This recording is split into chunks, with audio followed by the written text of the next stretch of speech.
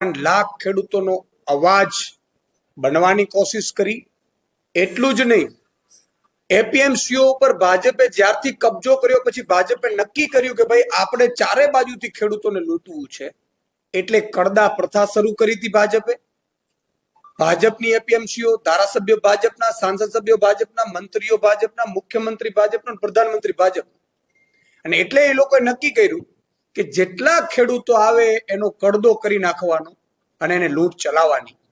સાહેબ, તમે વિચાર કરો, ખેડૂતો વર્ષોથી આ મામલે અવાજ ઉઠાવવાની કોશિશ કરતા હતા, ભાજપ દબાવી દેતા હતા. જ્યારથી આમ આદમી પાર્ટીના નેતા ભાઈ શ્રી રાજુભાઈ, પ્રવીણભાઈ અને આખી ટીમે જયારે અવાજ ઉઠાવ્યો ત્યારે આખા ગુજરાતમાં કડદા એને બંધ કરવા પડ્યા. ઓફિશિયલી એને લેટર આપવું પડ્યું કે આજથી હવે કડદા કોઈ કરશે નહીં.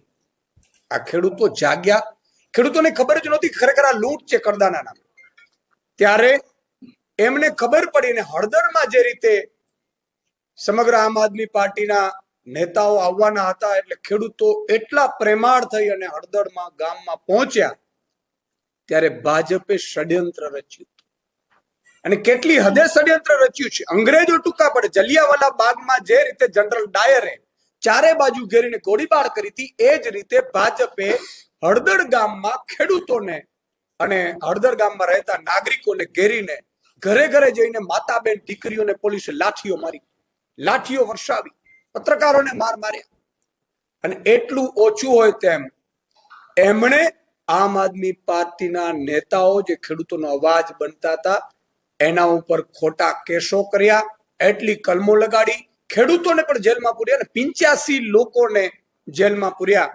અને આજે 109મા દિવસના જેલવાસ બાદ માનનીય અમારા પ્રવીણભાઈ રામ, રમેશભાઈ મેર, રાજુભાઈ કરપડા અને બીજા પણ વિપુલભાઈ અને સહિતના 7 જેટલા આગેવાન અને ખેડૂતો આજે છૂટા થયા છે. તમે વિચાર કરો, ભાજપે જે રીતે અત્યાચાર કર્યો, સમગ્ર ખેડૂત સમાજ, મજૂર સમાજ, શ્રમિક સમાજ નારાજ થઈ ગયો. અને એમણે દિવાળી આ વખતે ઉજવી નથી, કારણ કે એમના જે મસીહાઓ હતા, જે એમના માટે લડતા હતા, એ દિવાળી છે એ જેલમાં કરી હતી. એટલે આ લોકોએ દીવડા કરી અને પ્રોત્સાહન આપ્યું હતું. અને સાથે સાથે સમગ્ર નેતાગીરી જ્યારે જેલમાં હતી ત્યારે ખેડૂતોએ એ સમયે દિવાળી મનાવી નહોતી. આજે 54 લાખ ખેડૂતો દિવાળી જેવો માહોલ ખેડૂતોના ઘરે છે. મિત્રો, આટલી હદે ઓછું હોય તેમ જેલમાં પણ આમને પ્રતાડિત કરવામાં આવ્યા છે, આમને પરેશાન કરવામાં આવ્યા છે. એટલું નહીં, જયારે આજે છૂટવાના હતા, ખરેખર સામાન્ય રીતે બંધારણ એવું કહે છે કે બીડું અપાઈ ગયા પછી 15 થી 20 મિનિટની અંદર કોઈ પણ આરોપી હોય જેલવાસ દરમિયાન જે જેલ ભોગવતા હોય એને તરત 15 થી 20 મિનિટમાં છોડી દેવાના હોય. આ જ ભાજપના મુખ્યમંત્રી અને ગૃહમંત્રીના ઈશારે જેલરે જે કૃત્ય કર્યું છે આજે, એમણે 9:45 વાગે બીડું આપવા છતાં 2 વાગ્યા સુધી આ લોકોને છોડ્યા નહીં, બેસાડી રાખ્યા. શું કામ? તો કે હજી પણ એમને હેરાન કરવામાં આવે, પરેશાન કરવામાં આવે, જેલથી ડરાવવામાં આવે, જેથી કરીને કોઈ ખેડૂતોનો અવાજ ન બને. આ જેલથી નથી ડરવાના. અને આ 54 લાખ ખેડૂતોનો અવાજ દબાવવાની ભાજપે કોશિશ કરી છે. આ લોકોને માત્ર જેલમાં નાખીને ભાજપે શું કર્યું છે કૃત્ય? કોઈ તીર નથી માર્યું. એમણે 54 લાખ ખેડૂતોને જે કડદા કરતા હતા, જે લૂંટ ચલાવતા હતા, એનો અવાજ દબાવવાની કોશિશ કરી કે અમે પ્રધાનમંત્રી સુધી અમારી સત્તા છે અને આ 5-25 યુવાનો એ કઈ રીતે અવાજ ઉઠાવી શકે અને ખેડૂતોને જાગૃત કરી શકે. એટલે ખેડૂતોનો અવાજ દબાવવાની ભાજપે કોશિશ કરી છે. આજે હું ન્યાયાલયનો આભાર માનું છું કે ત્યાં તો કમસે કમ ન્યાય મળી રહ્યું છે અત્યારે. અને એટલે આ સૌ લોકો આજે છૂટા થયા છે. પણ અહીંથી આંદોલન અટકવાના નથી.